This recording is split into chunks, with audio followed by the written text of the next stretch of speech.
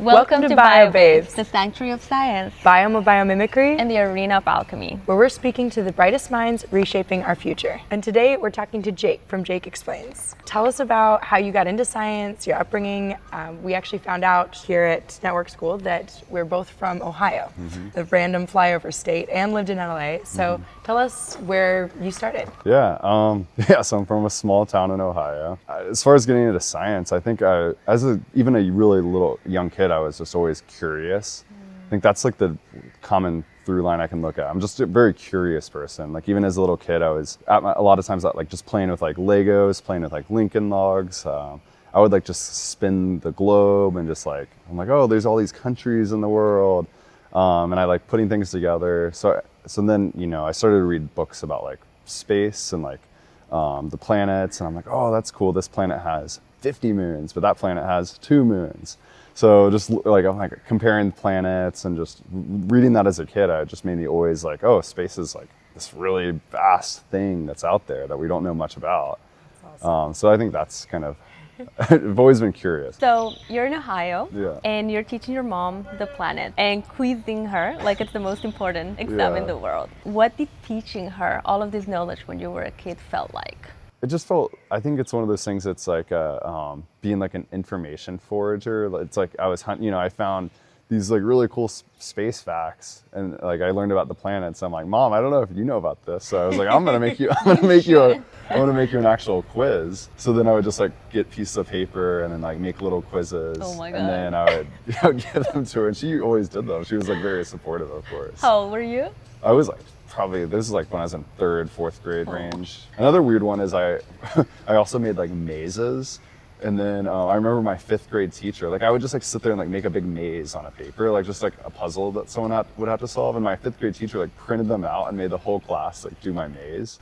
That's so exciting though. You're like, yes, this is influence. Yeah, I think I just get excited about things and I want to share them. Yeah. And that's like a natural thing with me, I think. Tell us a little bit more. I think you explained, some of your own journey and getting into video games and like this theme of curiosity and reverse engineering led you to some pretty fun video game adventures. So that, so over time, I just get really like obsessed about things, and then I want to like master them. So whatever I'm into, I want to just master it, and like I want to understand the entire system.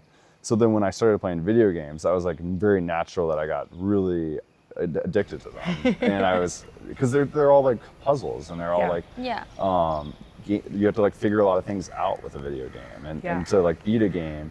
And then when I would like beat video games, but then I would do like all the side quests and stuff. Like I'd want to like really complete it.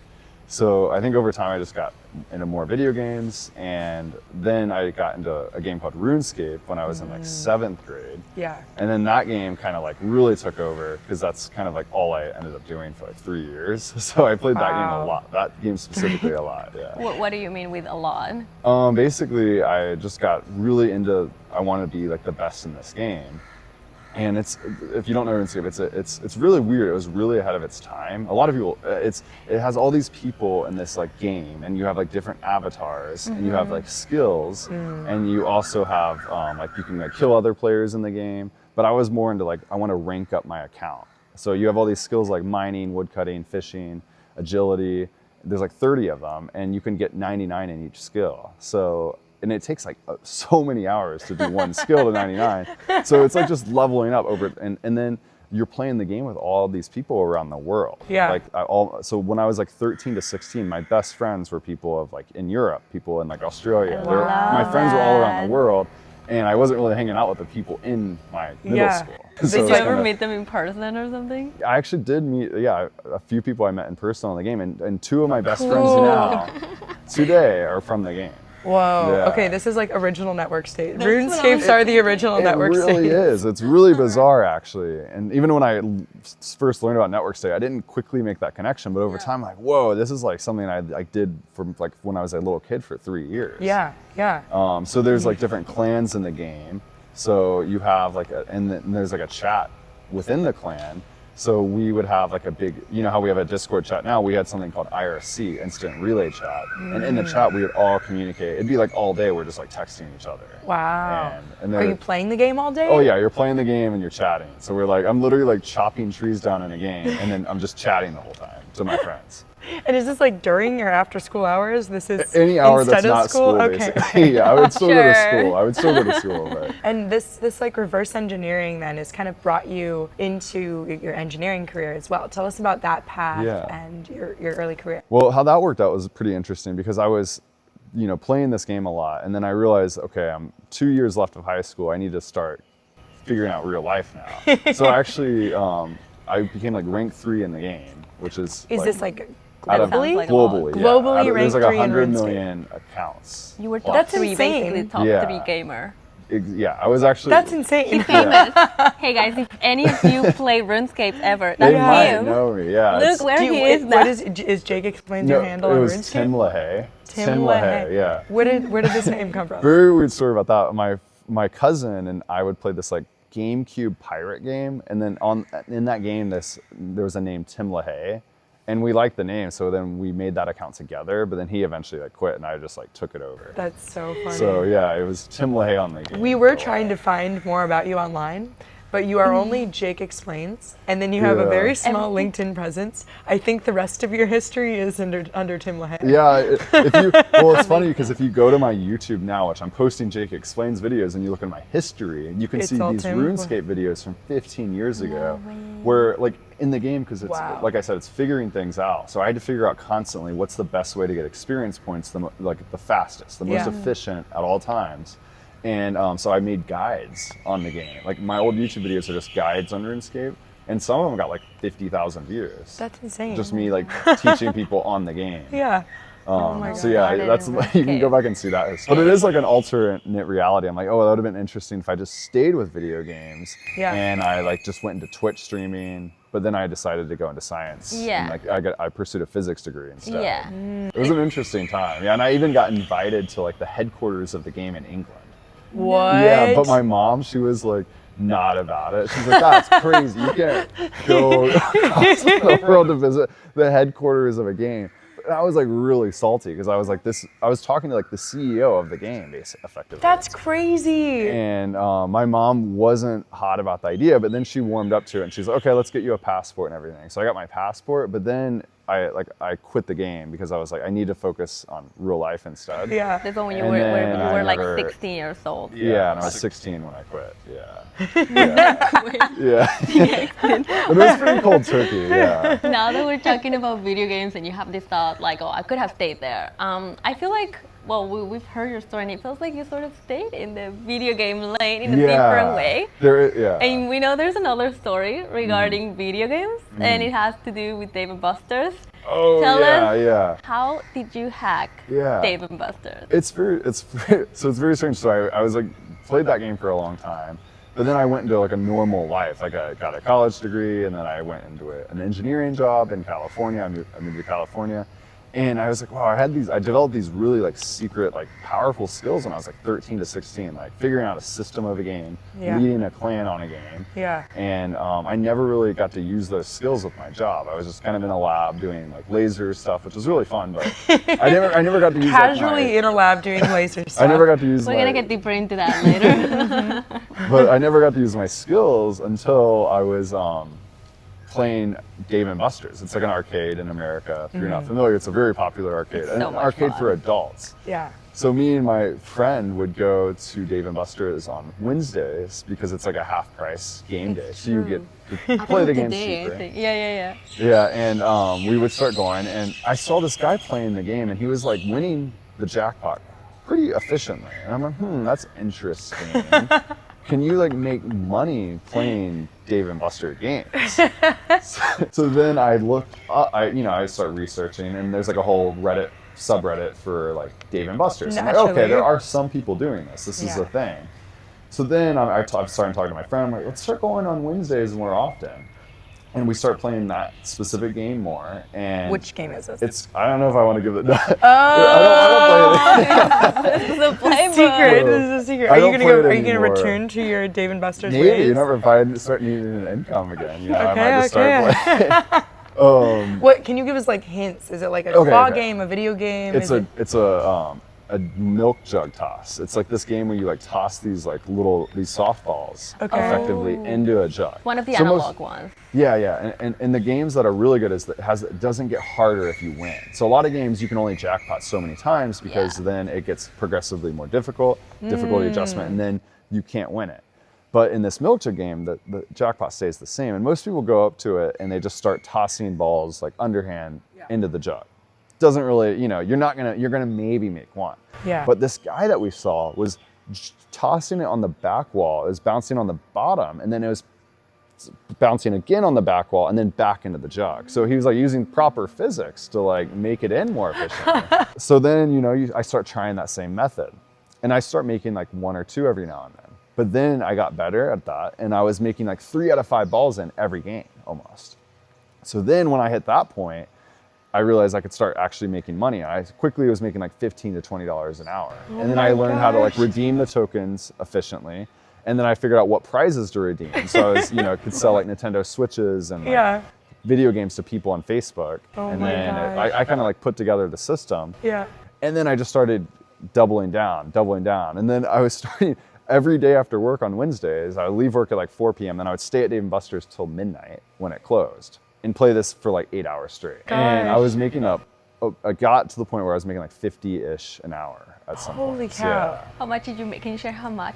In total, over like 8 months, I made at least like 20,000. Oh my gosh. Yeah. So you had a side hustle, a Dave & Buster's side hustle that made you $20,000. It was A fun one. This is awesome. Yeah. It was a true side hustle, yeah. I feel like this theme of like reverse engineering is very consistent, and kind of like puzzles, like of figuring out like what you're doing. And it sounds like you weren't that energized by your day job. No, Kind of really. finding the side hustle. What was like your next step, your inspiration to leave your day job? Some people never really do. Yeah. What made you decide to do that, and what do you feel like you were leaving behind? Yeah, it's one of those things where it just didn't feel like my job was giving me energy, and I wasn't excited. I wasn't like passionate about my job. Like there were always days and weeks where it was like more exciting than not, but overall I just felt like this wasn't my calling. And I was like, I don't think I just wouldn't be fulfilled if I did this for 30 years, like a normal 9-to-5 job for 30 years. And just, that was it. I feel like I was like, there has to be something more to this. Like I feel like I have to do something else. Yeah, so I was doing like optical defense with like lasers, basically. So like how to like block lasers effectively.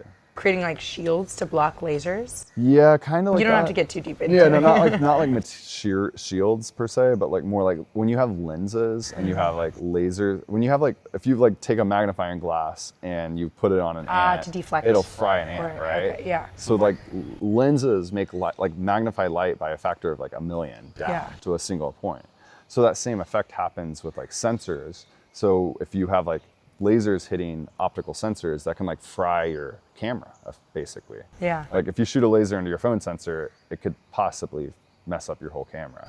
So like you need to be able to block lasers from blinding you and like damaging your camera. So I was just in the lab doing experiments a lot. Yeah. You walked away from that. Most people don't exit. So what did it take to exit? What did you have to sacrifice? What was the feeling after that? It was one of those things that took a lot of time to think about, because that's a big life decision to like be able, like I say, hey, I want to like quit my job for like 2 years or so. Yeah. And that was it just took a while to think about that. I'm like, okay, I want to like give myself a shot at just trying something else for like 2 years. And just, I kept that in my head. So I know I can go back and work a different 9-to-5 job, another engineering job if I need to. But I really want to like give myself some time to try something else. And I arrived at the conclusion that I should either be trying to build a company or trying to build a brand. It was one of and I think almost now I believe that pretty much anyone should be doing that. Yeah. But I think 9-to-5 jobs have a good purpose, especially if you can get like income and you're saving money and you're investing money and whatnot. But I thought that, for me personally, since I'm like I teach astronomy, I like teaching it. I like finding information and like getting excited about information and then presenting it to people. That's like a theme. So I was like, I think building a brand makes more sense for me. And I want to like get people excited, and I want people to like trust my judgment on things. Yeah, yeah. So then I just started to make videos. So I started making my brand, and I started with space videos. It's like astronomy videos. And the thing with content, it's really hard to get started. Yeah. Most people really struggle with that beginning phase because you're like, oh, I think I want to make content, but then you're like putting yourself out there. You're on the camera a lot more often than you're used to, which I'm not used to that. Yeah. So you really can psych yourself out in the beginning phase of getting started. But then I pushed through and I was like, okay, I want to start with something I'm very familiar with just space facts. So I created 10 space facts and I just like made a video for each one. And that got me going, which is the hardest part, is getting that initial like start. Yeah. And then with content, just like with Dave & Buster's and with RuneScape, I like figure things out pretty fast. And I'm like, okay, this doesn't work, I'm gonna try this. This doesn't work, I'm gonna try this. You gotta constantly experiment with what works and what doesn't work. And now I've done it for a year, and I'm still like constantly like, okay, what do I do differently? What should I try next? Only 1 year and you're at 150,000 followers. Yeah. That is And growing. consistency Which is and pretty dedication. decent. Yeah. I'm pretty happy with that. I think it's pretty good. Yeah, it is, definitely. So you're applying the science, the engineering to brand building in the same way that you did all these other puzzles. I want to go back really quick because we did skip the you teaching astronomy part. So quick kind of recap here. You're in high school, you're crushing RuneScape, and then you decide study physics and engineering. And while you're studying, or while you're practicing engineering, optical engineering, you get a side hustle. Before or after Dave & Buster's were you teaching? During. Okay. There was at one point where I had two side hustles. Let me just recap this. Yeah. So like, you're probably not sleeping at this point because you're working optical engineering during the day, going to Dave & Buster's on Wednesdays, and then other weekdays teaching astronomy at a community college in LA. Yeah, it was it was actually more manageable than it sounds, because I had one night a week I was teaching astronomy at college, and then another night I was Dave & Buster's night. So 2 nights. Because you still had a social life. I'm glad there's no Dave & Buster's in Malaysia. Actually, I'm not glad. I would love to go. It'd be pretty cool if they had an arcade room. We should open one here. That's one of my top ideas for here. Just like one of the rooms being a really sick arcade room. You should be the arcade director. That would be love that.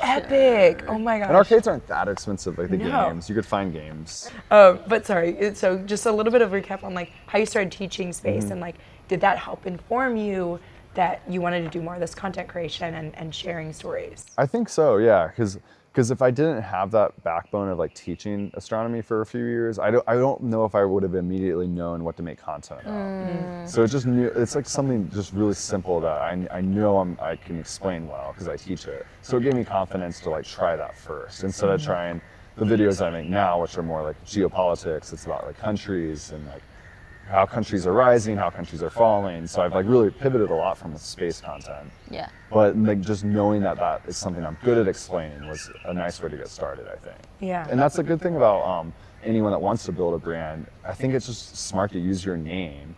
Like create something around your name. Like mine's Jake Explains, but a lot of people have like, you could just use your first and last name or just your first name and just start making content about something.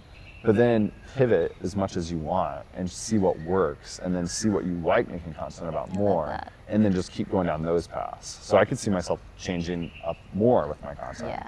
Like I haven't made like crypto content, but maybe I could make some crypto content. You know what I mean? Following this theme of like the scientific method and pivoting content, I think you'd mentioned one thing is like you did some videos on India and they blew up because of like the Indian demographic watching them.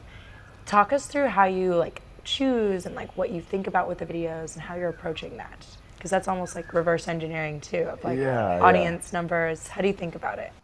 I feel like the secret is finding topics that are like just on the edge of not controversial but just like slightly like I didn't think about it that way.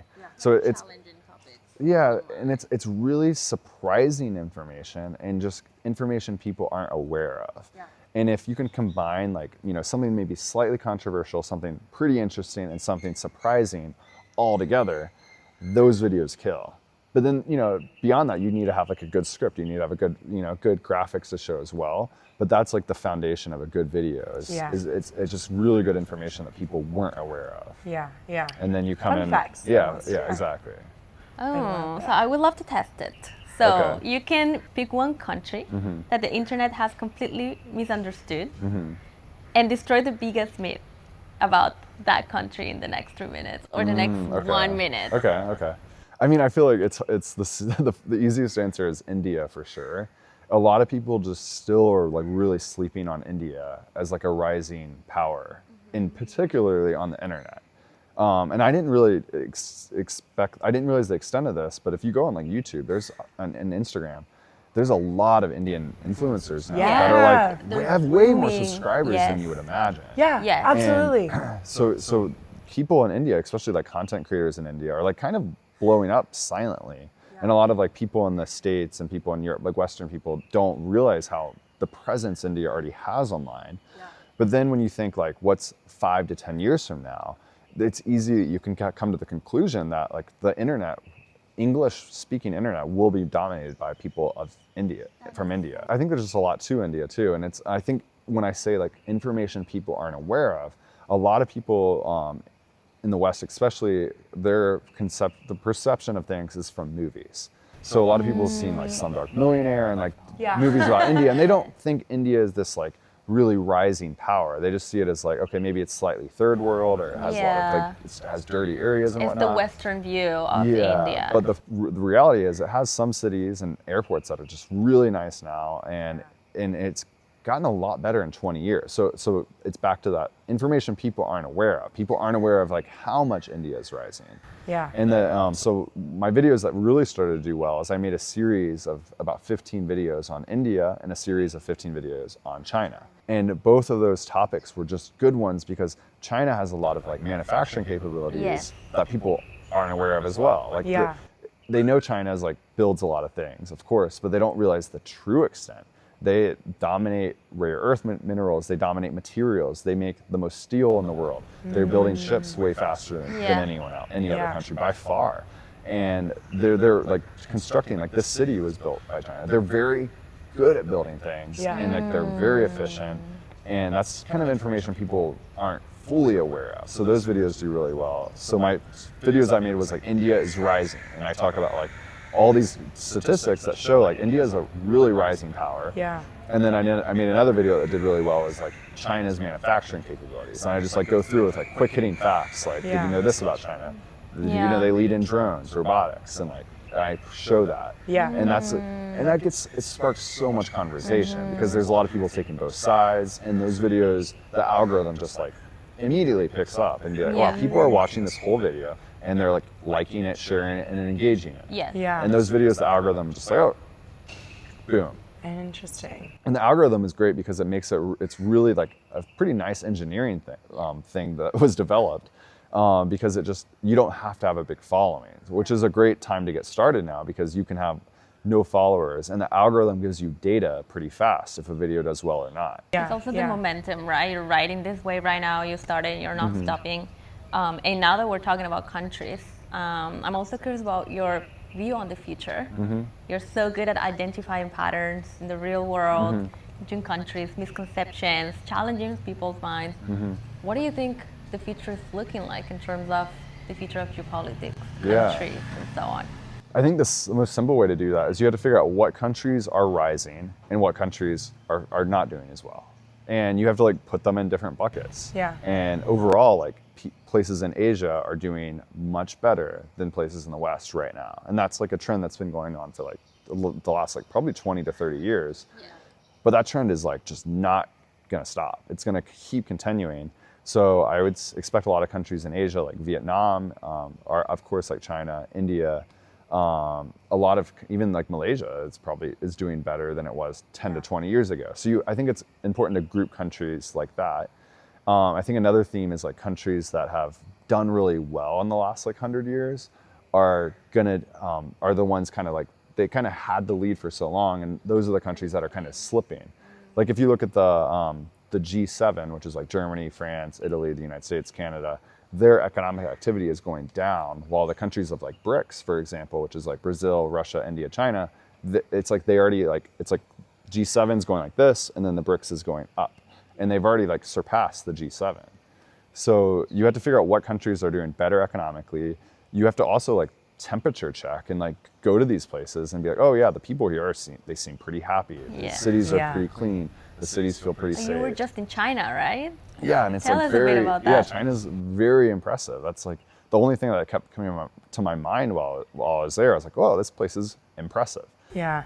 I thought it would be like more like trickier being there, like in terms of like getting around, like using the apps. I thought like do they just watch everything? I mean, there are a lot of cameras there, but it wasn't like in your face. And then just the cities and the sheer scale of like the manufacturing, you can see it there. I was on a high-speed rail train, and I couldn't get over that, like, because Forest City is built by a Chinese company. Yeah. And on this train, I just see all these buildings that look just like Forest City. Copy paste. Wow. Template. They literally just are good at copy and pasting Oh these my buildings. gosh. China's the IKEA of cities. Basically, Just yeah. that's So they can build crazy. cities really fast. And then another thing that surprised me was just all the cars in China.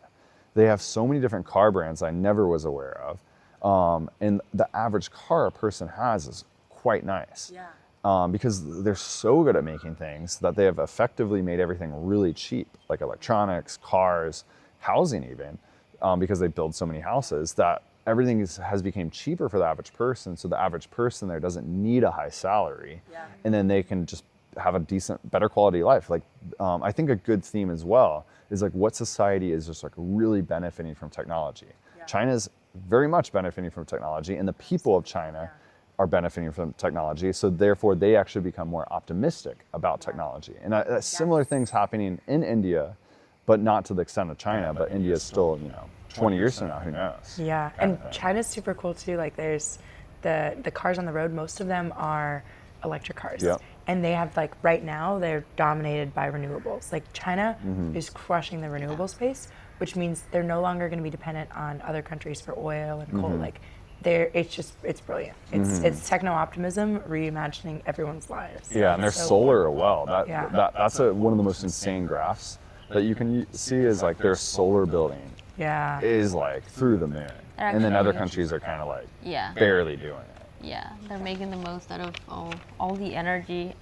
It has a name. It's like first civilization or civilizations that there's people working on this. It's just humans using all resources and energy around them to the max. Like there's solar energy, like maximizing it. There's like Which China has the Energy the max. biggest Yes. hydro dam in Yes. the world. Yeah. Exactly, and humans haven't even reached these like tiny percentage of what we could actually achieve.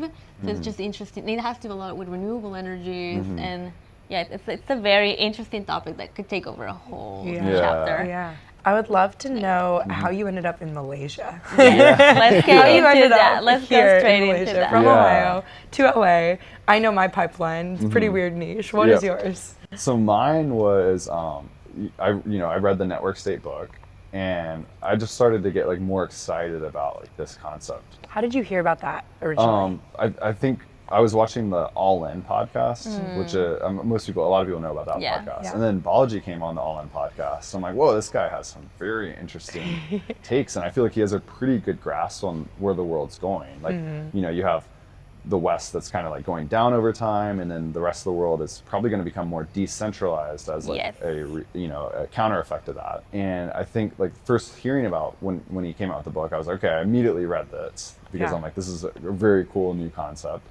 And starting new countries is like a pretty bizarre thing, but when you just really think about like the idea of people on the internet, finding people that are more aligned on the internet, and then like bringing them to a physical spot. Like if you just think about it in that simple of a way, Yeah. that's how it like quickly resonated with me, because like when I was a kid, all my friends were from the internet, and my best friends, I was like really aligned with these people, but they were from New Zealand and from Europe and from all around the world. Yeah. But like, what if we could have actually had like more physical meetups back then? Obviously, back then we were like young, and it was harder to do that, and meeting people online was more taboo.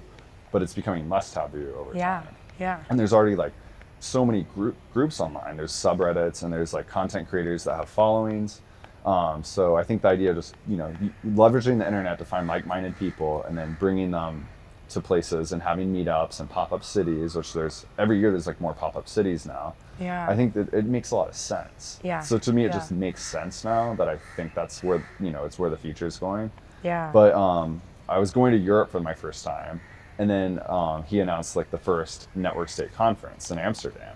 So I was like, okay, this is a weird coincidence. So instead of going to Portugal and Spain, I'm like, okay, I'll change my trip around and do Portugal to Amsterdam. And then I went to that first conference. Yeah. And I was like, whoa, okay, like it seems abstract, but then when you see all these like presentations about pop-up cities or about like these companies building modular housing, and you're like, oh, I could really see this happening now. Yeah. Yeah. And I think having like meetups with the people there that were at the conference and meeting all those people, I'm like, wow, okay, I really vibe with these people. Yeah. They're like very like curious people, open-minded people that you can have like very rich conversations with. Yeah. So it kind of like, you know, made me feel very inspired, like just going there for like a week. So then after that, I was like, okay, like I'm like doing something now. And immediately I was like, okay, like maybe I should start like a startup, like do a startup. Because a lot of people there, a lot of people here are building startups. Yeah. But it just like kind of felt like, because I'm not like a coder, Yeah. it just felt more natural to do content and like building like a personal brand. So that's kind of what led me to just going all in on that. So then right after the conference, I shifted my hobbies around and like, okay, I'm gonna focus on content creation. Shifting your hobbies around. Yeah. Is this Dave and He Buster's no exited. more? Yeah, a little, I exited exited again. Dave and Buster's. Yeah. But Could you explain to people, like you were explaining to your mom, what are network days? What are pop-up villages? How does all of this work? yeah, that's the golden question is how do you explain that perfectly? And I've made a few videos like trying to explain it, but it's a harder concept to explain. I think I want to use Don here. You had a really good explanation that you said yesterday about the Harvard and Facebook thing. I don't remember that. Anthology. I was thinking the RuneScape is a Yeah. perfect analogy. Yeah. RuneScape is a perfect analogy of a network. It's thing. like you're already hanging out You want with to your take it from friends. there? Yes. Okay. Yeah, I think it's taking people that you're aligned, like meeting people online and then just making communities with people online. Like how Facebook made people from Harvard all go into the cloud. Yeah. But then how do you like, now the next step is like, how do we take all these people on the internet and then bring them to the physical world together? And that's effectively like what Balaji did here with Network School, because he has a big brand already. And he created this concept here, this product, this society as a service where you have like food, you have a gym, you have all these things that you can do here, and then you have all these people from the internet that find out about it from the internet that come here and like check this out, this like pop-up city. And like Edge City is another good example. They do like pop-up cities, and similar idea. They have a brand online that people find through like Instagram or Twitter, and then they're like, oh, I want to check that out. That seems like a fun thing to do. And then they go to that place, and then they probably have a really good time. Because I think what's really interesting about like network states is because you can think about like how humans were for like 99% of humanity is we were in like communities and tribes. Yep. And that being here, you're in a community. You see the same people for months on end, and even a month, you feel like this connection with these people that you're in this thing together, you're in a community together. Yeah. And I think we're not aware of like the well-being increase you get from being in a community, like making these friends and these connections and like just feeling like you're a part of something gives you like an actual huge impact on your just happiness levels. I've noticed. Absolutely. And it makes a lot of sense too if you think about like how humans were most of the time. Like we're kind of meant to be in these communities. We're not meant to be in suburbs, like isolated and maybe having just like two friends. Like that's not really like how we were like our DNA is. Yeah. So if you just keep going back to our DNA, like what makes the most sense? It makes sense to have like a lot of way more communities than we have now. Yes. Yeah. Yes. And then being here, I quickly learned that like, okay, I do feel a little better. Like it's really cool. I feel like more charged. I feel I have more energy. I feel just being around the same people a lot. Yeah. I think it's really awesome actually. Yeah. Something weird when you think about it first, but when you're here, it just feels so natural. Yeah. And it reminds you of something that you didn't know was there. And I feel like to give another version of the explanation is like network stays are cloud first or internet first and LAN later. Yep. And it works perfectly with the analogy of RuneScape. And you just wanting to lead everyone. One is chopping wood, the other one is picking up water, or just like building things, and then just like taking everyone in one direction. Many things are happening at the same time, but everybody that comes here comes with like an open mind to so many other opportunities, or to just like creating your own, just like in RuneScape, you can create your own towns too. Yep. There are so many analogies, and it's just so interesting to see and be part of that experiment, sort of that clan somehow. Yeah. It's really bizarre.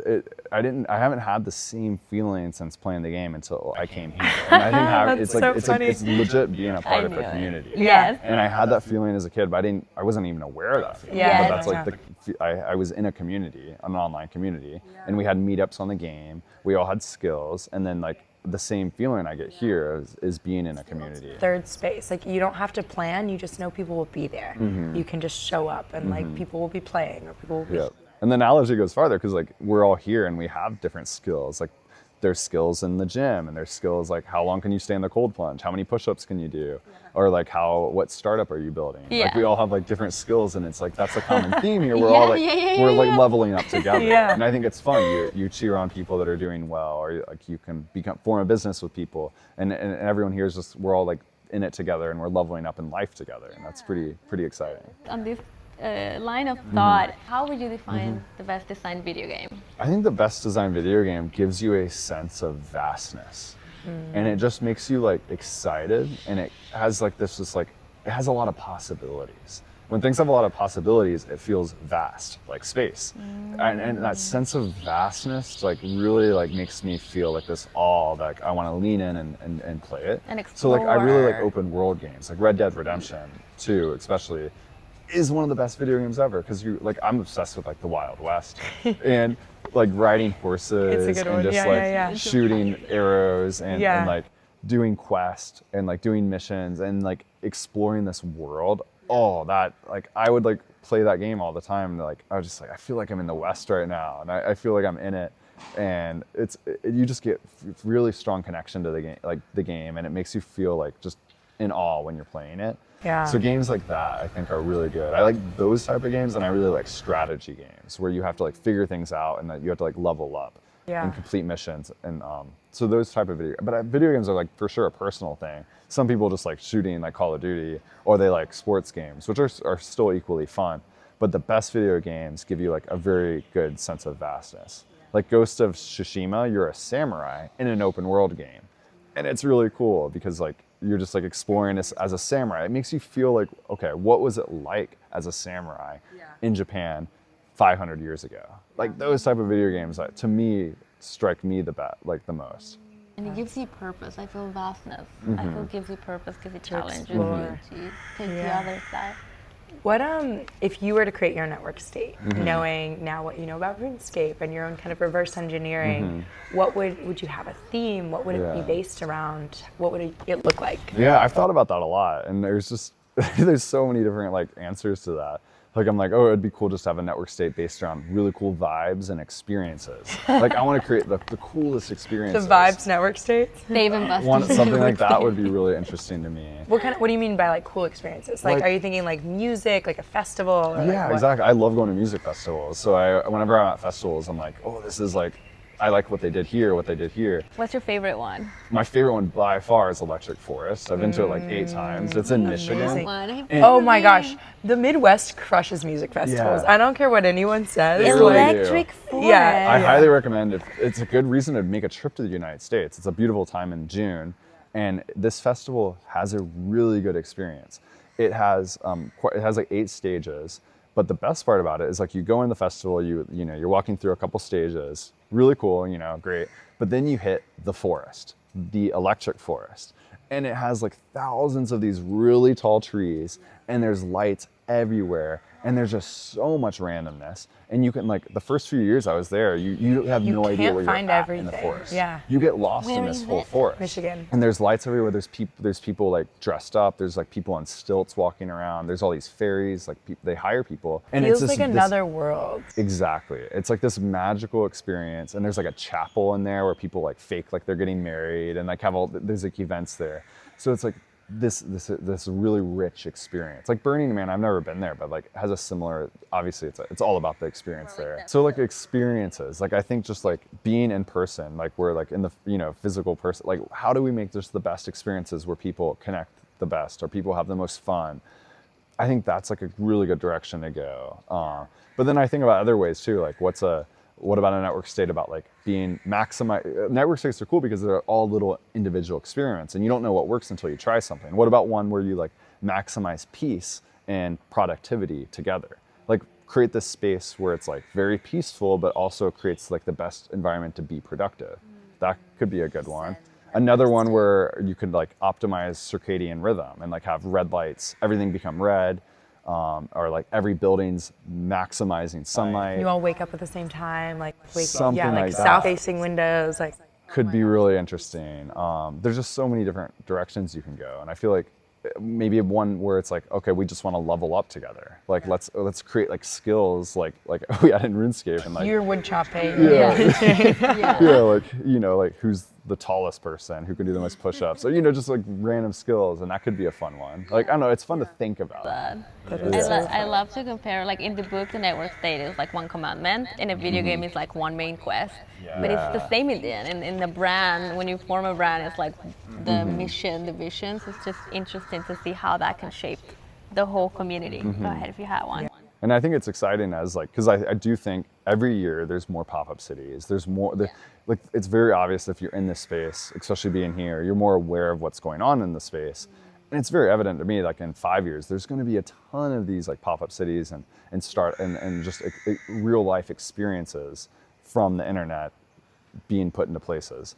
And I would love to be like, just like a correspondent, like covering them and going to them and seeing like, oh, what is this one doing that works? What are they doing that doesn't work? Yeah. And I think that to me is really exciting. And I think eventually if I ever like made one, that would be like really useful to go to as many as possible. Yeah. And that's how I feel like when I'm traveling too, and I'm going to different countries, I'm like, oh, that's cool. I never thought about that before. Like how are they doing transportation, or how they design like the public spaces, like even like going to Bali, going to some of the gyms there, I'm like, whoa, this is like really, it has like such a nice energy of what they're doing, just seeing different ideas, and like it gives you more of a perspective and good data that you could eventually use. Kind of Everything is data points. Experiences in life are just data points. Maybe that's a me thing. That's like when I'm thinking about it. You're like very much the reverse engineering. Like people are like, oh, experience it, feel it. You're like, yes, but also it's a data point. Everything is data. Or I'll be at something, I'll be at an experience, I'm like, oh, what if they did this instead? Like just change one knob. It just changes the whole direction of everything. Yeah. One question I have is, do you think anyone listening right now would be ready to experience a network state? Do you think this is for everyone? Yeah, I think after being here for like 4 months now, I think absolutely anyone that has like that sees this online, that has just even a tiny bit of like, oh, that would be cool to check out, they should come check it out for like a month. And there are several network states, right? There are like a lot in different parts of the world, different topics. Yeah, there's like Prospera, which is like a more, okay, so network states, there's like permanent ones like Network School, Prospera, which is in Honduras. And then there's like a lot of pop-up villages, which are like a 1 month experience. So there's like kind of two groupings you can put them in. And eventually there'll probably be more of both. There's going to be more pop-up experiences, and there's going to be more longer term things. And I think it's absolutely worth checking out, because you just don't know until you go. Yeah. So like even if someone that comes here for a month, I think that will like give them a different idea of like, oh wow, these like this community thing is pretty sick. Yeah. Type of thing. You know? There's a really fun, but just article I was reading from Dan Buettner, he's the one that branded the concept of blue zones. And obviously there's so many factors about it, but like the longevity element of community is so quintessential. And they're right now researching like one of the key factors of longevity societies is they have a religious practice every week. But what they think makes so much more sense behind it is actually just everyone is coming together every week consistently and sharing experiences. And if you live in a dense community like we used to, you're extending your life. Like you said, you feel better. Like you're just reimagining your entire life as a human. Yeah, there's this, and there's a really interesting, this place called Rosetto in like Pennsylvania. It's this like community. Have you heard of that? Yeah, you have a great video on it. Give us your, I did. And they basically, this community, this like really tight-knit community, created an anomaly where no one had like heart disease. And they, over time, like there was like in America, like obesity and whatnot's rising, and there's like way more heart disease everywhere. But this community, essentially the most common cause of death in this community was just old age, which was super surprising because the most common death everywhere else is like heart disease. Yeah. So what was going on in Rosetto, where people were dying only of old age, the most common death? And the main common thing, the most common thread is that they had a community, and they had this band of people. They had this sense of togetherness. Yeah. So it actually, being in a community is this like very untalked about drug for longevity, possibly. Yeah. So I feel like that should be studied a lot more, and it's probably not. Yeah. doesn't get any coverage, but because I most mean, it's people hard aren't living to. in Yeah. communities. It is. Yeah. I think when you see blue zones, to the extent that they are real, like blue zones, all of them have that commonality for sure. Exactly. There's one in Costa Rica, there's one in Greece, Japan. It's not just you about know, the food. right? There's one in California as well, but it's like a holistic thing. It's the food, the water quality, the air quality, community closeness, like the freshness of things, access to all of them have access to the ocean. So it's like being close to the water. It's just a series of things, but I do believe stress is one of also the worst enhancers of any disease, of any. 100%. So stress makes any disease worse. All your intention to actually get up in the morning and do things worse, and that is very tied to community. And I feel human connection. Like humans are not made to be alone. Yeah. Community just explains like your stress level, the cortisol levels go down.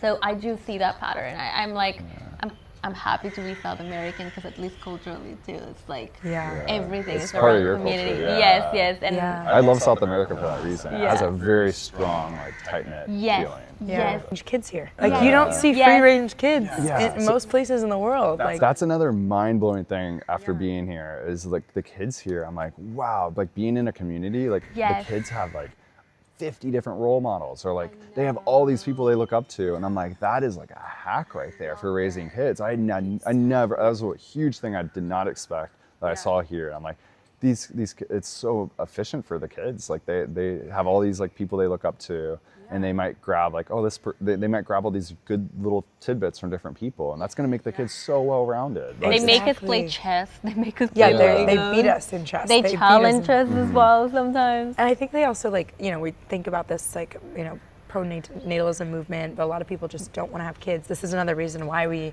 are doing this podcast is we want to show that there's hope for the future.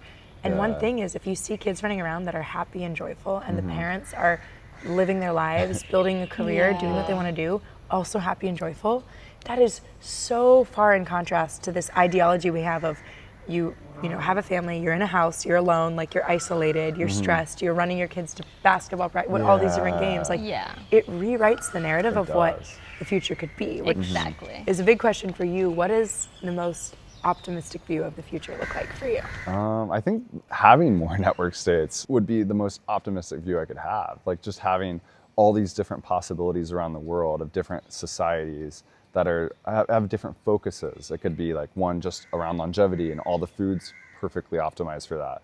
Or it could be a different one on fertility. Like let's like make the society like perfect for kids. And I would love to see like those all around the world. I think that's just like, to me, very exciting. And the more of them, the more we have of them, the more the average person will be aware of them and then possibly like start them or join them. So I could see like my most optimistic view of the future would be to have all these like clans of people that are trying different things around the world that have like RuneScape just IRL. pretty much. Yeah. Give me like more RuneScape in real life would be like my ironically most optimistic view. Yeah. Do you mind if we round up with some like lightning round questions? Sure, Yes. let's try it. Let's What's a space fact that you think most scientists would push back on? So the Oumuamua, we've had a few like objects come into our solar system that were like, not from our solar system. It's called like interstellar objects. Like we have the Atlas one now, and there's a lot of coverage on it. But Oumuamua had this like really oblong shape, and it's I think easy just to say, oh, it's some like rock from another place, but like it was a very bizarre shape, and like why I feel like it was talked about, but maybe not enough. I believe there's probably life around the universe. I don't know if there's for sure like life now. Yeah. I'm more of the type of guy that like I want to see like more proof before I'm just like I jump into the camp like aliens are here, aliens are real. Yeah. But like that object was pretty bizarre, and I don't think like scientists kind of like the most common just like brushed it off. Only some were like really questioning it. Is that the one that looks like this, like a long? Yes, exactly. That was like a pretty bizarre one. Like could that have been like some type of probe? So potential evidence of life outside our solar system. Yeah. You think it could be then? I don't think it for sure is, but I think maybe it's worth talking about more. Possibly, like where did it come from? More of the properties of it. Yeah. But like the interstellar object now, probably could be getting more coverage. Maybe I feel like it does on Twitter. If you look up, Yes. I looked up a couple. Like I saw a couple posts on Twitter, and if you look at too many of them, then your whole feed becomes that. Yeah. But I think like interstellar objects are quite interesting. Interstellar object. Okay. Yeah, the universe has a lot of like just very big questions that it's very unknown. Like black holes are this unknown thing. Dark matter is pretty crazy. Like we only like 5% of the mass of the universe is like us, stars, planets, but 95% is dark matter and dark energy, which it's like a completely unknown thing. Yeah. We have very little idea of what it is. Vastness. So that's pretty mysterious. That's the vastness Yeah, you were asking exactly. for. What's the most wrong idea the public has about the universe? The most wrong idea that we have about the universe? I would say just trying to calculate how much life is in the universe is probably a hard thing to do, because there's like that Drake equation. But I think what I find interesting is like I believe there's probably like a lot of like dinosaur like civilizations around the world. Or around the universe. Like there's probably like dinosaurs. Early evolutionary early, stages. the dinosaurs were around for like hundreds of millions of years. Yeah. And there's probably all these like little like firefly. Yeah. You know how like it turns on. All the and it turns arthropods. off. Yeah. There's probably like that with life everywhere. Yeah. But what are the odds that life becomes like super intelligent enough to like travel around at the same time? That's like a critical one. Is like because the universe is like 13 billion years old. And humans have only been around for like a couple 100 million years. So and we just hit the point now where we have like nuclear energy and we're like traveling to the moon and stuff. And that's like a very tiny fraction. Yeah. So what are the odds that syncs up with other intelligent lives at the same time? I feel like that's like probably pretty low. Yeah. But at the same time, I feel like life is very possible around the universe. Yeah, but at the same time, is it? That's the question. What's the most overrated technology?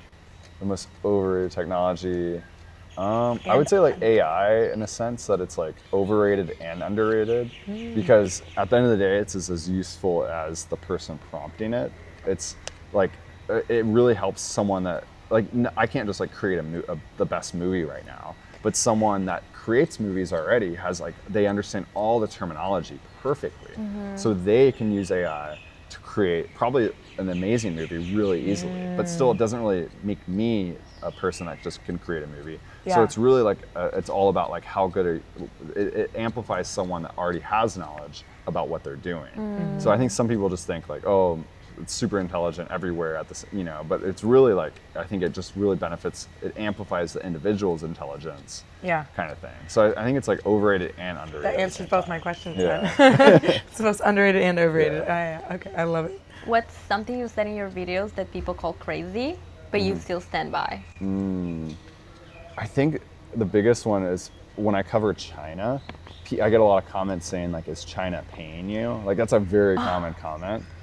And I'm like, I'm just like being like, it's a reality thing. Like this is like what China's doing right now. And all my videos like very much present like, this is like matter of fact, what China's doing. And people are asking, is China paying you? Yeah, and I'm like, interesting. And it's like a very like common. Sponsored by a country. Comment. Yeah, and I'm like, they don't do that. That's so I think funny. that's a big one, yeah. What belief did you used to hold with full conviction that you now don't? I think playing video games, I thought after a while, like it's clearly bad to spend all your time playing video games. And then that's when I quit the game and like went to my job and everything. But looking back, especially when I have kids eventually, I'm gonna be very pro, like if you wanna play this video game, make sure maybe a couple hours of the day they focus on math and English, like the most common skills they need.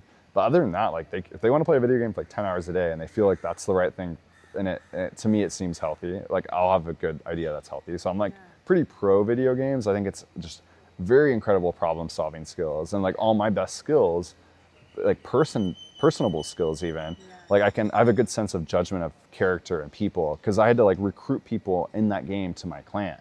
So I can read talent really, really well, and a lot of my skills come from that game, like leading a clan and whatnot. So I think like video games are like very slept on, like the skills they can like, actually develop in someone. So I think I grew up thinking, oh yeah, video games are bad, I'm gonna quit. We all got that narrative. In my 20s, but now I'm like, maybe they aren't. Yeah. That's I would say one. And then you see Twitch streamers making millions of dollars, and you're like, well, that's also a viable career path. It's very viable, yeah. Anything else we forgot that you want to share or that you think? Yeah. Well, so the space shirt I have on. Yes. Another plug to being in a community. I always, going to these festivals and stuff, I used to see really cool outfits. Another reason to go to festivals is just to see what people wear. Yeah. People have like almost like avatars at festivals, and they have like these really unique outfits. And I met this guy there, and he was selling, his main job is just going to festivals and selling clothing that he made. And then immediately I'm like, oh my gosh, I would love to create the coolest space merch one day and just go to festivals and sell like badass space merch. Yeah. Yeah. Because I have like a lot of cool ideas for space merch. Yeah. And then, you know, I created my content, and I was like, eventually that's like a long-term vision. But then being here, Emily here, she creates like clothing. She's like really good at it. She has like an app called Modique. And it was like the perfect, she's like, oh, I can actually make these space shirts you're talking So about. you designed this face shirt? Yeah, I came, you know, That's I have a few awesome. ideas. I have a bunch of ideas. And then Wait, okay, do a little model yeah, here. Wait, I give it to her. So Gosh, this I love is like a James Webb. I don't know what camera. So now I have space merch for sale. So if That's anyone wants to sick. buy space merch, I'll Oh be my selling gosh. it online. I am when obsessed with this. I want a dress made out of this. that's the direction we You can guys go. are I would- electric for So for guys, I could yes. get a shirt with shorts, like matching shorts with this would be a good festival outfit. Okay. And then girls can Yeah. have dresses that are just like this. It's actually high detail. Yeah. So I Yeah. just give Emily the image, like a high resolution image, Yeah. and she just like can print it on the whole shirt. Oh my So it's like perfectly on the whole shirt. Turn around, turn around. Yeah. Whoa, Yeah. I love this. So this is really cool. This is called, this is a very famous James Webb image. It's called like the Cosmic Cliffs. So this is like a mountain, it's almost like, looks like a mountain range that's in Yeah. space. Yeah. So you have these are older stars here that are like pushing, that have like cosmic winds that are pushing down to hold this line of the mountain range. And this is a nebula here. Is it an So Eagle this- Nebula? This is a rich nebula of star formation.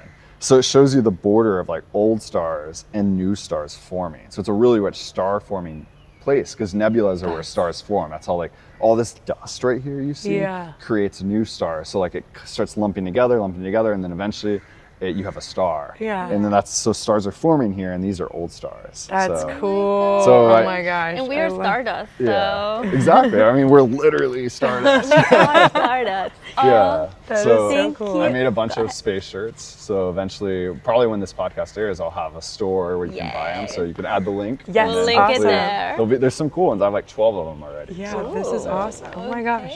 Well, thank you so much. Cheers. Thank Thanks you so for much. joining us, Jake. Bio Thank babes. you. Thank you. I love it. That was fun. That was so much fun. Yeah, that was awesome.